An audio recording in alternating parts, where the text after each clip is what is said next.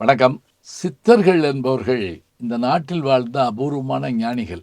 சிவபெருமானே எல்லாம் வல்ல சித்தராக நமக்கு வந்து அருள் செய்து திருவிளையாடல் புரிந்திருக்கிறார்.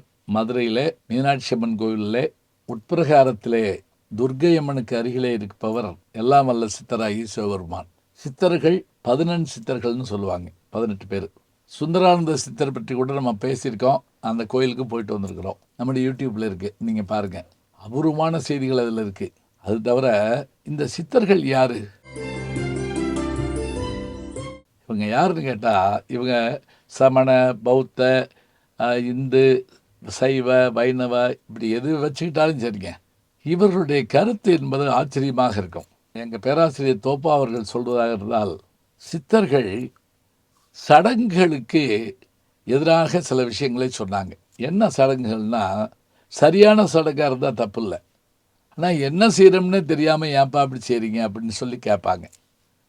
மரபு ரீதியான விஷயங்களை சில சமயத்தில் உடச்சி நொறுக்குவாங்க. அப்படியே அவங்கள பார்த்தாலே நீங்கள் எப்படி இருக்கும்னா, அவர்கள் தோற்றம் யாரையும் ஈர்க்கிற மாதிரி இருக்காது. இன்றைக்கி இருக்கக்கூடிய பெரும் இவர்கள் மாதிரியெல்லாம் அவங்க இருக்க மாட்டாங்க. எளிய தோற்றத்தோடு இருப்பாங்க. அவங்கள புரிஞ்சுக்கிறதுக்கு நமக்கு தான் ஆற்றல் வேணும். இந்த 11 சித்தர்களை வச்சு தான் ஐயப்பன் கோயிலில் கூட அந்த 18 படிங்கிறது அந்த சித்தர்கள் அடங்கிய இடம்ங்கிறாங்க.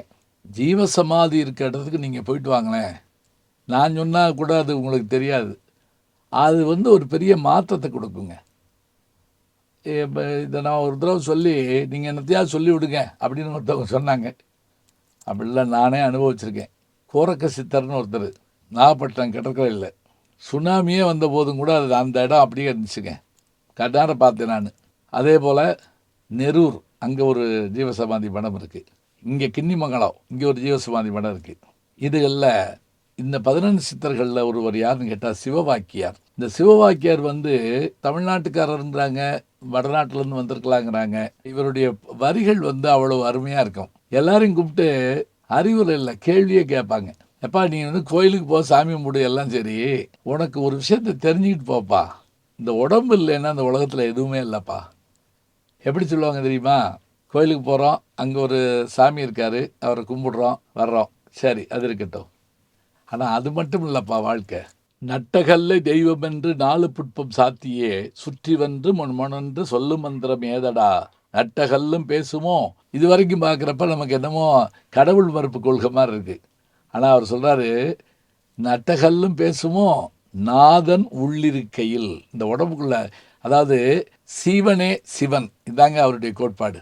அது சொல்லிட்டு இன்னொன்று சொல்கிறாரு, எப்பா ஒரு சட்டியில் அகப்பம் இருக்குது, அந்த கரண்டிக்கு அந்த குழம்பு ருசியாக இருக்கா, உப்பு இல்லையா, உப்பு இல்லைன்னு இருக்குன்னு தெரியுமா? சுட்ட சட்டி சட்டுவோம் கரிச்சுவை அறியுமோன்னு கேட்குறாரு. அதுக்கு மேலே அவருடைய பாட்டு எல்லாரும் பாடுற மாதிரி இருக்கிற பாட்டு எழுதுறீங்களா? ஓடி ஓடி ஓடி ஓடி உட்கலந்த ஜோதியை நாடி நாடி நாடி நாடி நாட்களும் கழிந்து போய் வாடி வாடி வாடி வாடி மாண்டு போன மாந்தர்கள் கோடி கோடி கோடி கோடி எண்ணிறைந்த கோடியே. இந்த பாட்டை இசையோடு பாடி பாருங்க. தனமாடி தேசியர் கூட பாடியிருக்காரு. இந்த பாட்டை பார்க்குற போதே நமக்குள்ள இருக்கக்கூடிய கடவுள் யாருங்கிறத அவர் சொல்கிறது நமக்கு தெரிஞ்சு போகுதுங்க. ஓடி ஓடி ஓடி ஓடி உட்கலந்த ஜோதியை நாடி நாடி. சித்தர்களுடைய வழியை பின்பற்றது கடினமாக இருந்தாலும் கூட அவர்கள் கேட்கின்ற கேள்வியும் சொல்கின்ற செய்தியும் எளிய மக்களையும் சென்றடைந்தது என்பதுதான் உண்மை. சித்தர்களை பற்றி தொடர்ந்து நல்ல செய்திகளை நாம் சிந்திக்க இருக்கின்றோம். நல்ல செய்திகளை நாளும் சிந்திப்போம், நாளை சந்திப்போம். வணக்கம். ஜி ஞானசம்பந்தன் யூடியூப் சேனல் பாருங்கள். உங்களை தேடியே உங்கள் வீட்டுக்கு வருது. கேட்காம ஒரு விஷயம் உங்களை தேடி வருது பாருங்கள், அதை பிடிச்சி வச்சுக்கோங்க. நம்முடைய யூடியூப் சேனலை சேர்ந்து Instagram, Facebook, Twitter, blog, WhatsApp channel என்று அத்தனையிலும் நான் முன்தொடர்ந்து செல்கிறேன். நீங்கள் பின்தொடர்ந்து வாருங்கள்.